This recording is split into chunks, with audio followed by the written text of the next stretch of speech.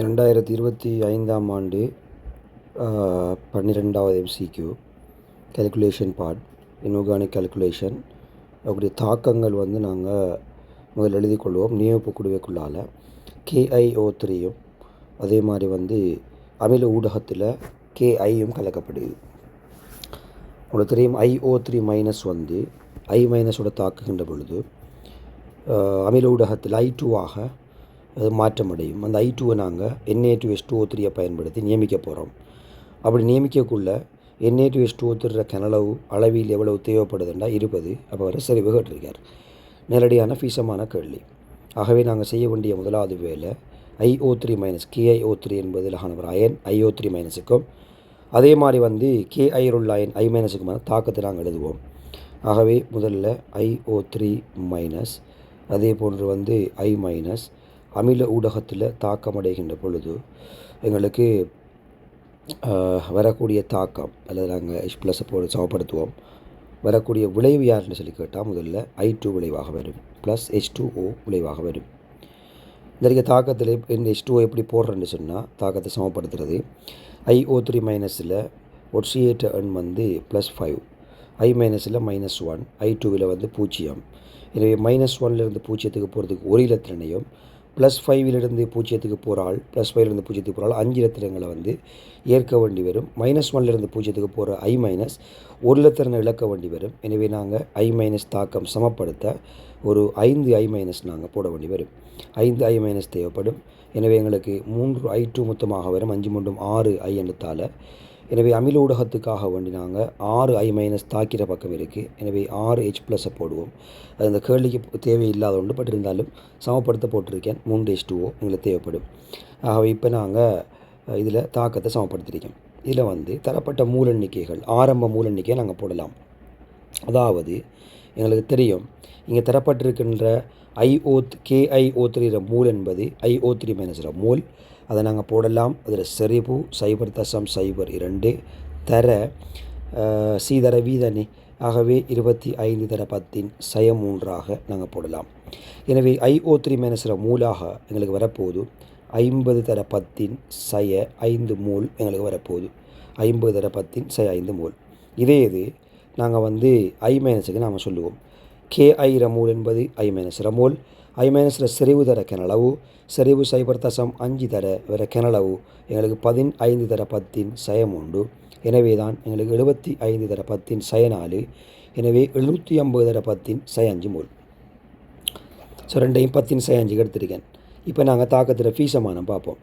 தாக்கத்தில் ஃபீசமானம் நாங்கள் பார்த்தோம்னு சொன்னால் நாங்கள் என்ன செய்யலும்னு சொன்னால் இதில் IO3 மைனஸுக்கு I மைனஸ் 1/5.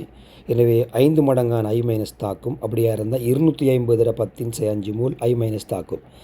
I2 எவ்வளோ உருவாகி இருக்கும் என்று காண்றதுக்கு தாக்கத்தில் எல்லைப்படுத்தியை கண்டுபிடிக்கணும். எல்லைப்படுத்தி என்பது முதல்ல முடிவடைகிற கூறு 50 தர 10^5 மூல் IO3 மைனஸ் முழுமையாக தொகுதிக்க முடிவடையும். எனவே IO3 மைனஸ் குறைய இருக்கிறதால 1க்கு 5 ஃபீசமானம் மிகையாக I மைனஸ் இருக்குது. எனவே IO3 மைனஸ் எங்களுக்கு முடிவடைந்தால் 50 தர 10^5 மூல் IO3 மைனஸ் தாக்கும். எனவே இதில் இருந்து நாங்கள் இன்னறிக்க ஃபீசமானத்தை பயன்படுத்தி I2க்கான ஃபீசமானம் 1க்கு 3 இடத்தால் I2 எங்களுக்கு 150 தர 10^5 மூல் எங்களுக்கு உருவாகும். உருவாகிற I2 மூல் 150 தர 10^5. ஸோ இந்த படிமுறைகளை நீங்கள் திருப்பி இருக்கா பார்த்துக்கொள்ளுங்கள். இப்போ இந்த I2வை கொண்டு போய் நாங்கள் என்ன செய்ய போகிறோம்னு சொன்னால் Na2H2O3 நியமிக்க போகிறோம். ஸோ Na2H2O3 இந்த இருக்கிற I2வை கொண்டு போய் நாங்கள் நியமித்தோம்னு சொன்னால் எங்களுக்கு என்ன வரும்னு பார்ப்போம். ரைட், முதலாவது எல்லாருக்கும் தெரிஞ்ச ஒரு தாக்கம் தான் Na2H2O3 சோடியம் தயோசல்ஃபேட்டுக்கும் I2க்குமான தாக்கம். நாங்கள் அயடமான நியமிப்பு தாக்கம். இந்த இருக்க தாக்கம் சமப்படுத்தலோடு எங்களுக்கு எல்லாருக்கும் தெரியும் NaI. ஆகவே நாங்கள் தாக்கத்தை சமப்படுத்தி விட்டோம்னு சொன்னால் 2 Na2H2O3யும் 2 NaIயும் வரும். தாக்கத்தில் ஃபீசமானம் 2 கொண்டு Na2H2O3 செறிவு எங்களுக்கு தெரியாது வினாவில் தர I2 அதில் கனளவு தந்திருக்கிறார் 20 தர 10^3 மூல் எங்களுக்கு தரப்பட்டிருக்கு. அதே மாதிரி நாங்கள் இதை I2க்கு நாம் சொன்னோம்னு சொன்னால் I2க்கு நாங்கள் ஏற்கனவே கண்டிருக்கோம் 150 தர 10^5 மூல் எங்களுக்கு அந்த முதலாவது தாக்கத்தில் விளைவில் உருவாகியிருக்கு. இவரை நியமிக்கிறதுக்காக வேண்டித்தான் நாங்கள் சோடியம் தயோசல்ஃபேட் போட்டிருக்கோம். இப்போ ஒரு சின்ன ஒரு ஃபீசமான கேள்வி நாங்கள் செய்ய வேண்டி வரும். அதாவது இதில் Na2H2O3க்கும் ஸோ வந்து நான் இதை வந்து உங்களுக்கு இதை delete பண்ண பிறகு கீழே நாங்கள் போடுவோம் ஃபீசமானம் எப்படி போடலாம்னு சொல்லி தரவிலிருந்து. அதாவது எங்களோட Na2H2O3 இருக்கும், அதே மாதிரி Na2H2O3 இருக்கும், I2க்குமான ஃபீசமான விகிதம் நாங்கள் போடுவோம். அதாவது இந்த இருக்குது Na2H2O3 தாக்கிய Na2H2O3னுடைய மூலின் கீழ் தாக்கிய I2 மூல் இது சமன் தரவில் இருக்கிற விடயங்கள் நாங்கள் வந்து அப்படியே அப்ளை பண்ண மாட்டோம். சரி, அதாவது தாக்கத்தின் படி விகிதம் 2 கீழ் 1, Na2H2O3 2, I2க்கு 1, அது சமன். தரவின் படி I2 மூலங்களுக்கு தெரியும், அதை கீழே அப்படியே போடுவோம் 150/10⁻5 மோல். அதே மாதிரி வந்து Na2H2O3க்கு எங்களுக்கு செறிவு தெரியாது, சி தர கெனலோ மட்டும் தந்திருக்கிறார்.